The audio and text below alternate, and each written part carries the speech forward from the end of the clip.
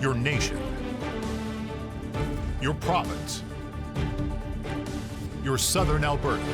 From the heart of Lethbridge, it's Bridge City News Weekend Edition with Jeanette Roche.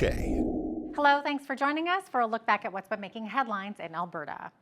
March is Fraud Prevention Month, according to the Canadian Anti-Fraud Centre. Last year, Canadians lost $567 million to scammers. That is an increase of $37 million from 2022. Sergeant Kevin Talbot with the Economic Crimes Unit of the Lethbridge Police says the percentages of those reporting that they've been a victim of fraud remains low.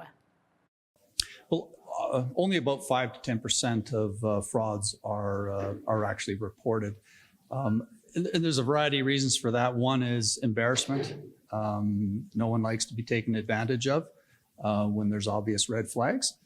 So often people are too embarrassed to actually report it. Often people will think that there's nothing that can be done when it comes to a fraud that they're a victim of. And just simply, it happens so frequently that a lot of individuals think that this is just the way it is, and they have to expect to be a victim at some point in time. Officials say the three most reported types of fraud include identity theft, service fraud, and phishing.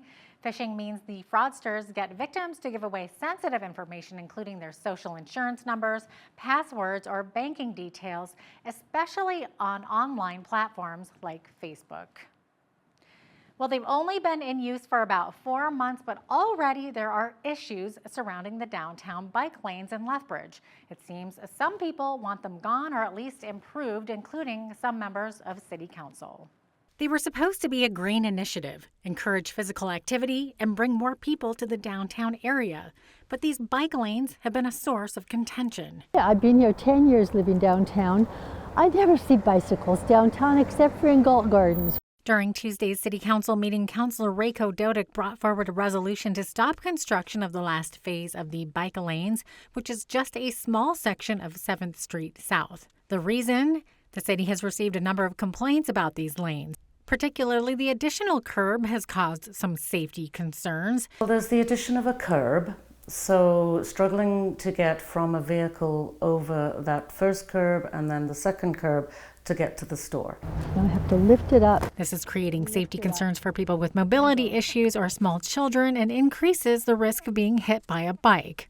So we have lost a few parking spaces. Another issue, the bike lanes have also cut down about 30 downtown street parking spaces. However, the city says those spaces have been made up for with available parking at the Park and Ride and other downtown parking lots. Then there are the drivers who say it's reduced the number of car lanes to just one, which really backs things up, particularly during rush hour. It's so silly because now there's only one lane each way and the parking is taking up what should be the other driving. It just causes traffic jams. City Council shared concerns there could be contingencies with grant money intended for this last phase of the project, a cost of around $350,000. In the end, Council voted to refer the matter to the May 2nd meeting of the Assets and Infrastructure Standing Policy Committee, where they could hear even more public feedback.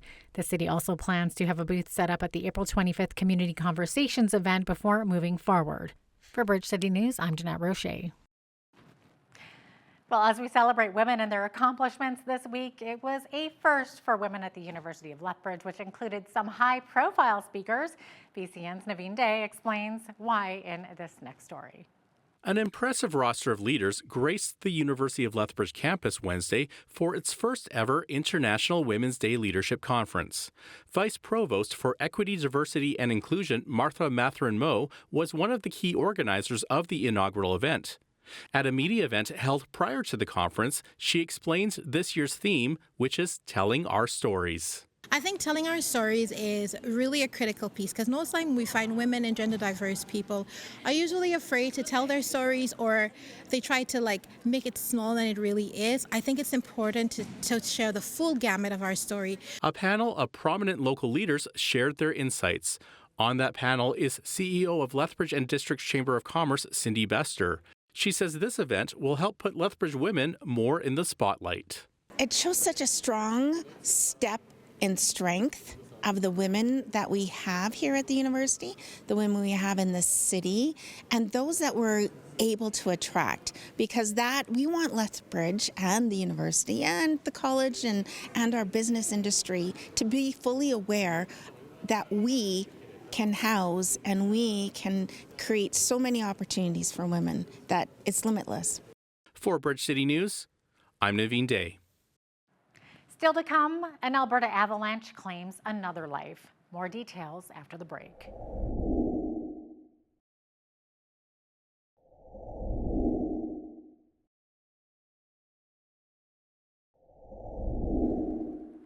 An Alberta avalanche has claimed another life. RCMP and Canmore say a 19-year-old from Kelowna, BC and a friend were buried following an avalanche on Tower Peak in Kananaskis on Sunday night. They say the two men were skiing in the backcountry when the avalanche struck around 8 p.m. The one man was able to dig himself out, but the 19-year-old could not. His body was recovered Monday morning around 9:45 a.m. with the help of Canmore, RCMP, and Kananaskis Mountain Rescue. Officials say it's always important to check the Avalanche Canada website for weather and terrain conditions before heading out into the backcountry. Alberta Premier Danielle Smith met with Prime Minister Justin Trudeau in Calgary Wednesday morning. Smith says they discussed a lot of issues, including emissions reductions projects. I'd also like to thank the Prime Minister for getting the Trans Mountain Pipeline nearly to the finish line. It's going to be a major boost not only for Alberta but also for the entire country. And we've worked very collaboratively with First Nations on an Alberta Indigenous Opportunities Corporation. We hope that we can lend our expertise and support to hopefully something similar at the federal level. In addition, I hope we can find a solution on pathways. I think pathways could be another major collaboration for us. It would be one of the biggest carbon sequestration projects in the country has ever seen, if we can make sure that we get the investment tax credits on that. Smith also pointed out that 7 premiers have now voiced their opposition to the carbon tax, which is set to go up by 23% on April 1st. Albertans' utility bills have gone through the roof, and the UCP says it's taking steps to help make them more affordable. Affordability and Utilities Minister Nathan Neudorf says 2 temporary policy changes are being implemented to help bring down those electric bills.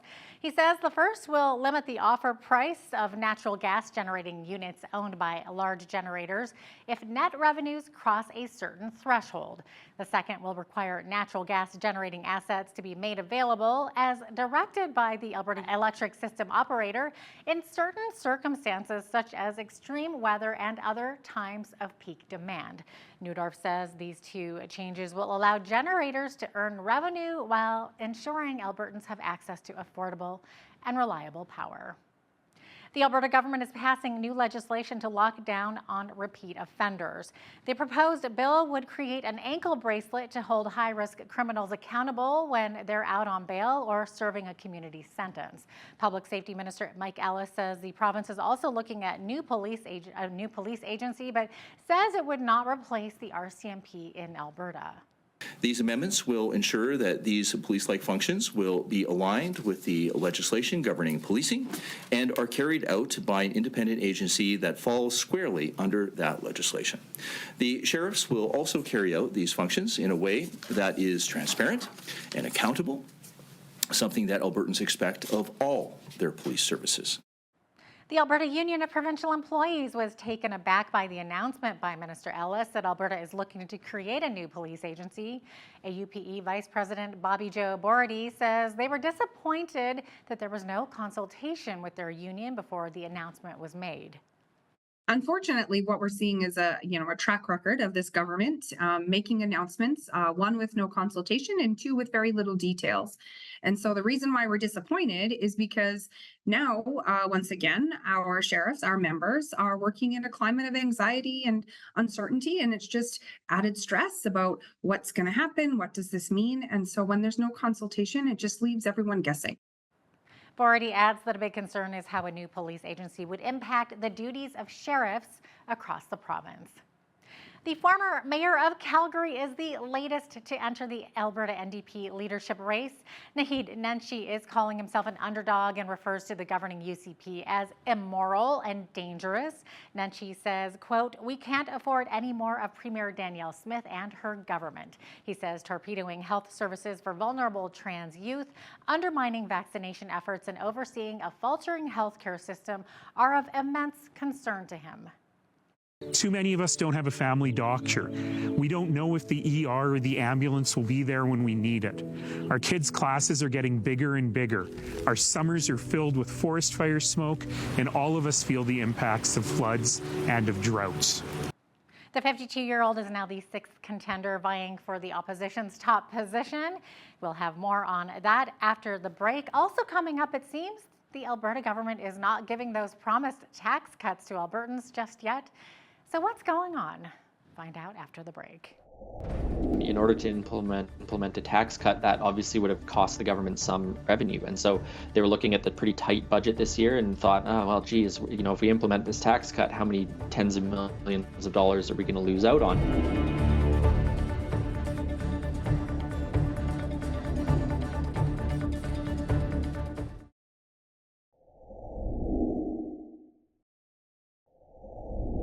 Welcome back. The Alberta government had once promised a tax cut for those who are making under $60,000 per year, but now that promise seems to be scrapped with the latest budget. However, legislative reporter Tyler Dawson says it might not be quite a dead issue. Dawson also has the latest about those contending for the Alberta NDP leadership role, particularly Calgary's former mayor, who just announced his intention to run this week. Here is Tyler Dawson, the Alberta correspondent for the National Post, and BCN's Hal Roberts.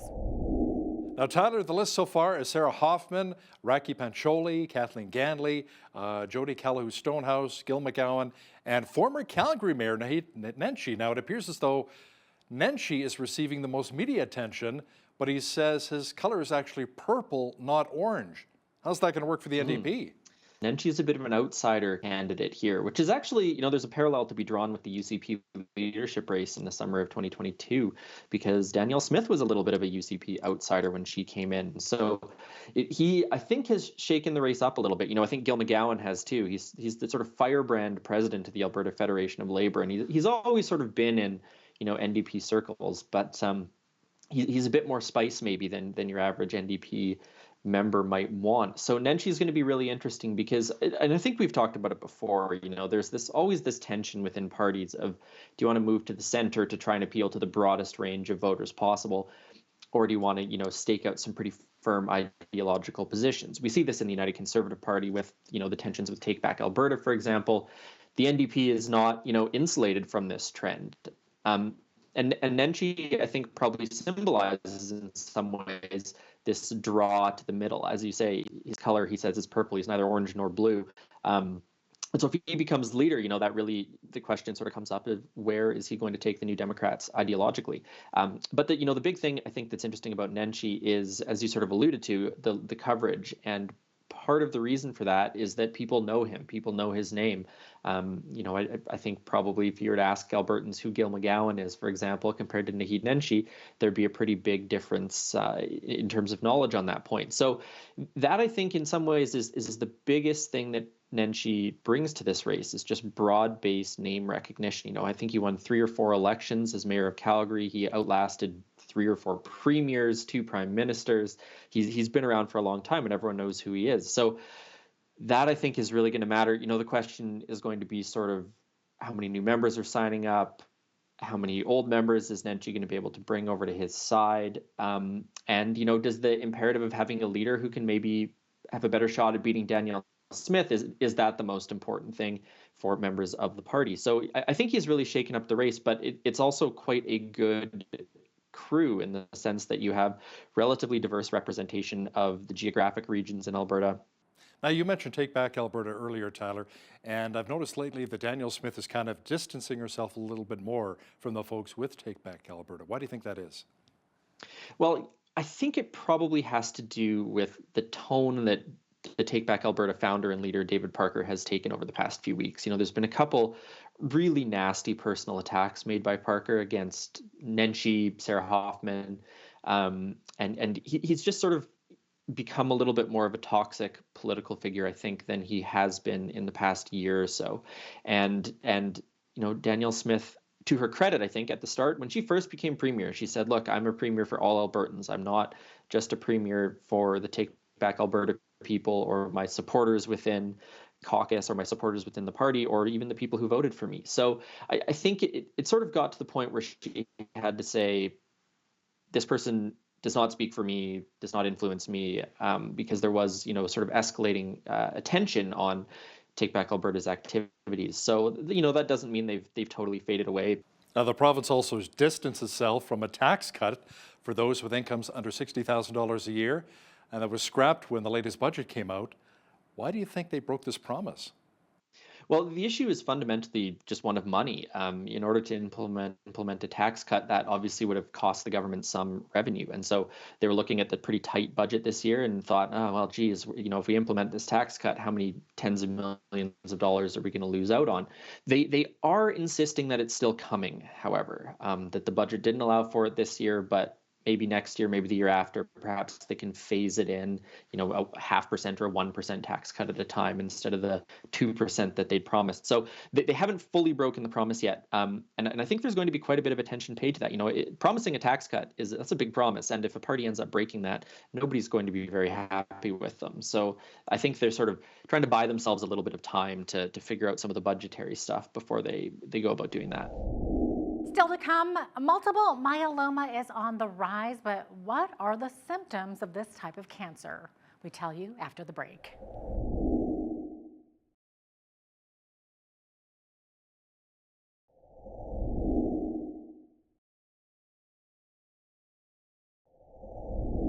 Multiple myeloma is a cancer of the plasma cells, which are found in the bone marrow and are an important part of your immune system.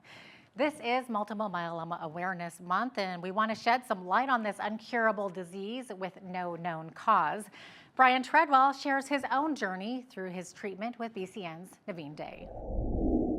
Though classified as a rare disease, myeloma is the second most common form of blood cancer. In 2022, nearly 4,000 Canadians were diagnosed with myeloma, and currently 11 Canadians are diagnosed every day with the disease. Wow. Yeah. So as far as myeloma itself, and here's the medical part, and I don't want to get too medical on it, but it's a blood cancer associated with the abnormal behavior of uncontrolled growth of plasma cells. That's the white blood cell. Plasma cells are made in the spongy part of your bone, and they're an important part of your immune system because they produce the antibodies. Okay, and in myeloma, too many plasma cells are produced and they crowd out the good cells like red blood cells and platelets that our body needs to keep us healthy. And when you have numerous areas in your body affected by these growth, the disease is called multiple myeloma. Oh, okay, that makes sense. And so what are the symptoms of myeloma then? Okay, some of the common primary symptoms are bone pain, anemia, extreme fatigue, reoccurring infections, and kidney problems. However, anything unexplained should be referred to your doctor so he or she can refer you on to a hematologist. And those people are the ones that make the specific diagnosis. And is there a known cure? No, currently it's incurable. However, great strides are being made in increasing both the quality and quantity of survivability of diagnosed patients.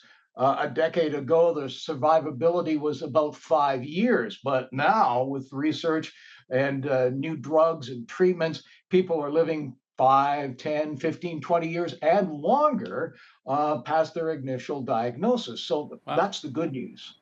That is some good news. And what kinds of treatments are available, and which kinds of treatments seem to be having the most success? Okay, because myeloma is, well, I'd call it a designer disease. It designs itself around you. Your medical team will decide what's the best treatment for you. It's all depending on your age and your other health factors. You may have a stem cell transplant or not. I had a stem cell transplant. And since I had a stem cell transplant, even the protocol has changed for treatment then. So treatment is always changing for the better because they find all sorts of new things, new ways of treating it. So it's an ongoing process. So I can't tell you exactly what it's going to be. Now, do we know anything about what causes myeloma? That's a good question. Everybody asks what causes it. We really don't know. We really don't know. Some say the environment, others say it could be pesticides. We're not really sure. And going back to living with myeloma, in your experience, was there pain, discomfort? Well, for me, yours truly, I have anemia, which gives low hemoglobin. So always being tired, and that's no fun. Of late, I've been dealing with having to go in for blood transfusions, and so it's an interesting dance. I had a stem cell transplant in 2021, and there's a whole battery of tests that lead up to going through that. And your doctor has to decide whether you're a good candidate for having a stem cell transplant. It's based on age and your health factors again. Now they're treating based on that whether you have a stem cell transplant or whether you don't, and your drugs that you take are adjusted specifically for that. So as far as day-to-day life, there are good days, there's bad days, there's in-between days. So you just, as Christy Lane sang, one day at a time. Well, we just heard from Brian Treadwell about his journey through plasma cell cancer. And up next, we find out why it's so important to donate blood plasma. But first, a quick break.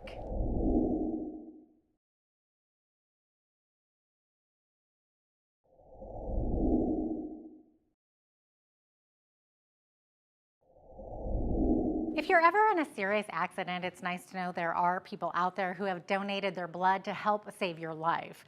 But did you ever think about donating blood plasma?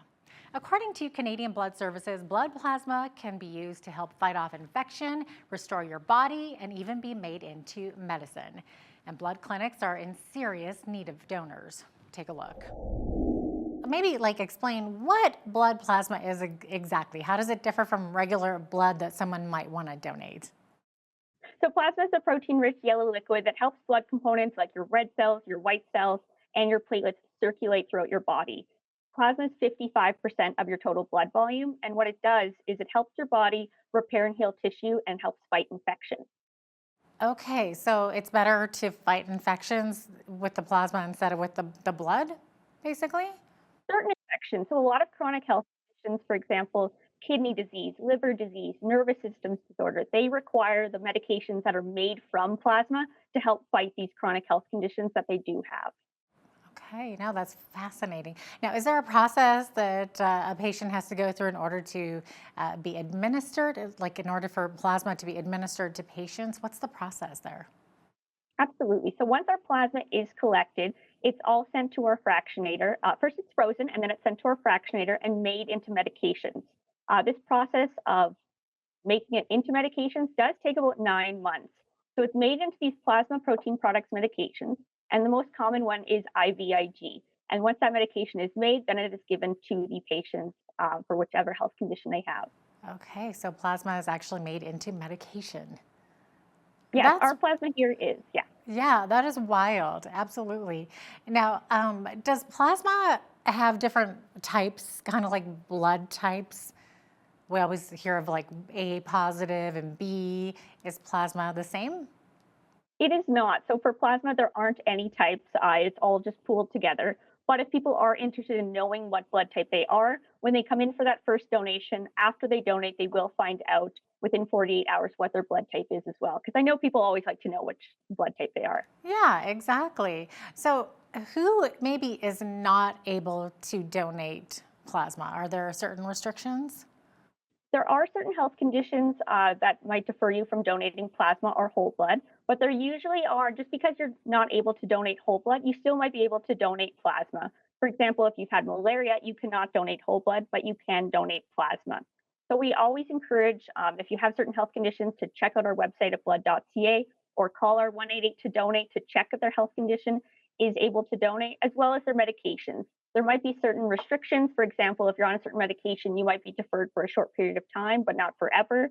Or if you're pregnant, you'll be deferred until after 6 months after you've had the baby. Certain restrictions like that are in plasma as well. Okay, so Brenna, let's talk about how a person can go about donating plasma.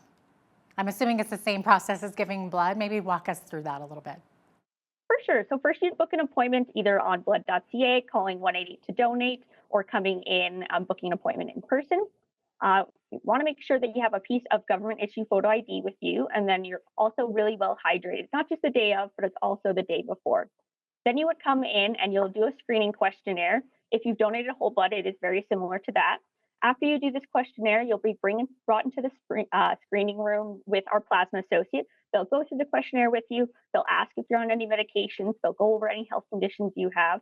Then you're brought over to the donor bed.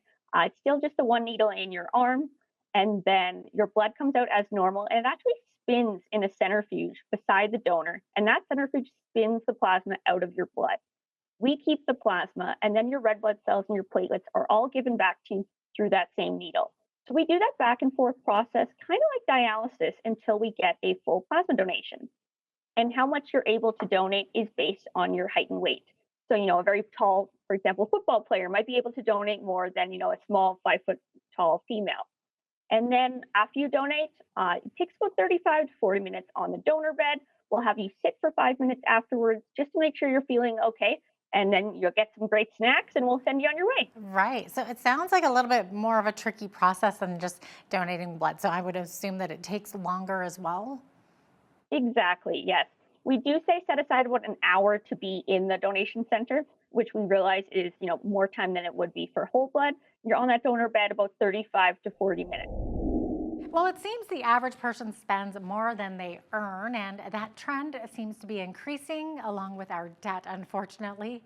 But what is the best way to get out of debt? Well, we speak with an expert next. Well, this is a real problem in Canada, and it's been getting worse for years and years and years.